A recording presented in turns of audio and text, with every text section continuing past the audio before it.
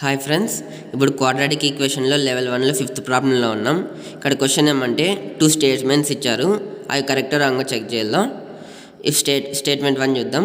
If roots of the equation x² - bx + c = 0 are 2 consecutive integers, then b² - 4c = 1. ఇక్కడ x² - bx + c = 0కి roots ఏమన్నారు? 2 consecutive integers అనేటివి roots అన్నారు. అప్పుడు b² - 4c = 1 అవుతుందా లేదా చెక్ చేయాలి. నెక్స్ట్ స్టేట్మెంట్ ఏంది? If ABC are odd integers, then roots of the equation 4abc x² + b² - 4ac x - b = 0 are real and distinct అన్నారు. అంటే ఏబిసి వాల్యూస్ దీంట్లో ఉండేటివి ఆడ్ నెంబర్స్ అని అర్థము. దెన్ ఈ ఈక్వేషన్ యొక్క రూట్స్ రియల్ అండ్ డిస్టింక్ట్ అని మనం ప్రూవ్ చేయాలి. అంటే ప్రూవ్ అంటే కరెక్ట్ రాంగా చెక్ చేయాలి. 4 ఆప్షన్స్ ఇచ్చారు, సొల్యూషన్ చేద్దాం. ఫస్ట్ స్టేట్మెంట్ 1 ఇచ్చినది రాసుకుందాం. x² - bx + c = 0. దీని యొక్క రూట్స్ కన్సిక్యూటివ్ రూట్స్ కదా. అంటే ఇప్పుడు 2, 3 అంటే పక్కన ఉన్న నెంబర్స్ని కన్సిక్యూటివ్ నెంబర్స్ అంటాం. ఇప్పుడు ఆల్ఫా అనేది ఒక రూట్ అయితే ఆల్ఫా + 1 అనేది ఇంకొక రూట్.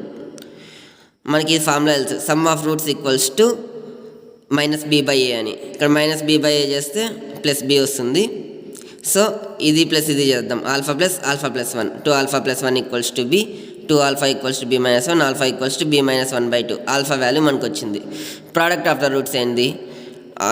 2 ప్రోడక్ట్ చేస్తే c/a వస్తుంది. ఇక్కడ c అంటే cనే /1. α² + alpha = c, b - 1 whole square, b - 1/2 whole square + b - 1/2 = c.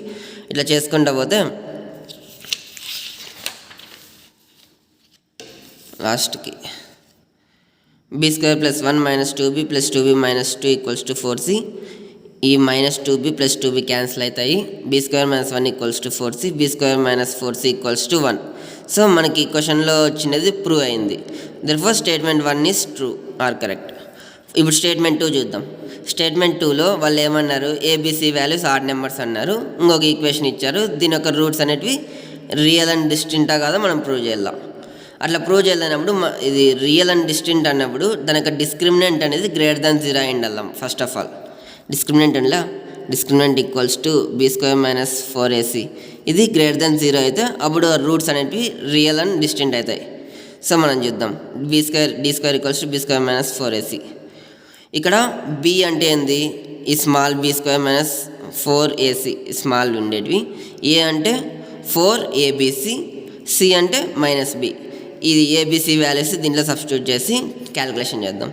b² - 4acని whole square -4 × ab. అట్లా ఫైనల్గా చేసుకుంటూ పోతే b⁴ + 16a² c² - 8ab² c + 16ab² c.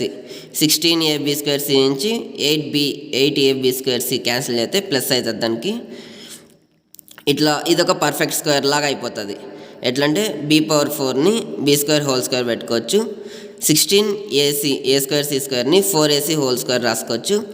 ఇక్కడ 8ని 2 × 4 b² ac. మరి ఏమవుతుంది? ఇది ఏ ఫామ్లో ఉంది?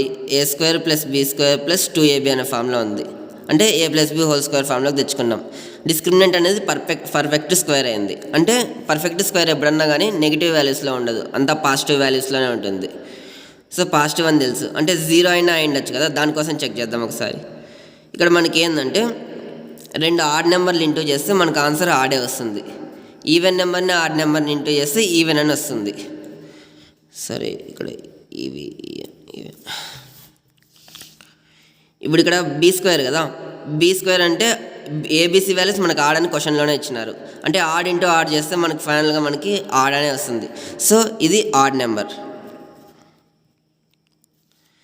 ఇక్కడ 4 అనేది ఈవెన్ నెంబర్, ఏసీ అనేది ఆడ్ నెంబర్స్. ఏసీ ఈ ఆడ్ రెండు చేసినా మళ్ళీ ఆడ్ వస్తుంది. ఆడ్ ఇంటూ మళ్ళీ 4 ఈవెన్ కదా, ఈవెన్ ఇంటూ ఆడ్ చేస్తే మనకి ఈవెన్ వస్తుంది. అంటే ఒక నెంబర్ డిఫరెన్స్ అవుతుంది. అంటే నేను ఎందుకు చేస్తానంటే ఇట్లా b² వాల్యూ సంథింగ్ 9 వచ్చింది అనుకో, దీని వాల్యూ కూడా ఏమన్నా -9 వస్తే 2 క్యాన్సిల్ అయిపోయి 0 వస్తాయి కదా. సో అట్లా రాకోకుండా ఉండేకి ఒక నెంబర్ తేడా ఉంటుంది, ఆడ్ ఈవెన్. ఒకవేళ -1 అనేది మినిమం వాల్యూ వచ్చినా కానీ హోల్ స్క్వేర్ అనేది పాజిటివ్ అవుతుంది, అంటే 0 అనేది ఎక్కడ రాదు. సో మనకి జీరోను కాదు, నెగిటివ్ వాల్యూస్లోనూ లేదు, అంటే గ్రేటర్ దెన్ 0 ఉంది. b² + 4ac అనే వాల్యూ దీని డిస్క్రిమినెంట్ యొక్క వాల్యూ.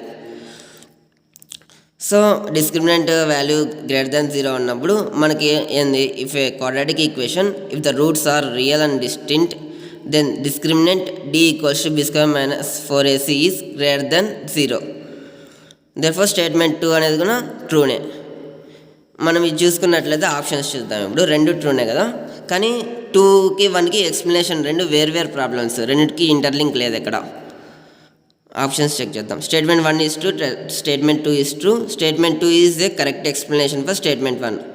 అసలు ఎక్స్ప్లెనేషన్సే లేవు, రెండు వేరే కాబట్టి ఫస్ట్ది false. Statement 1 is true, statement 2 is true. Statement 2 is not a correct explanation for statement 1.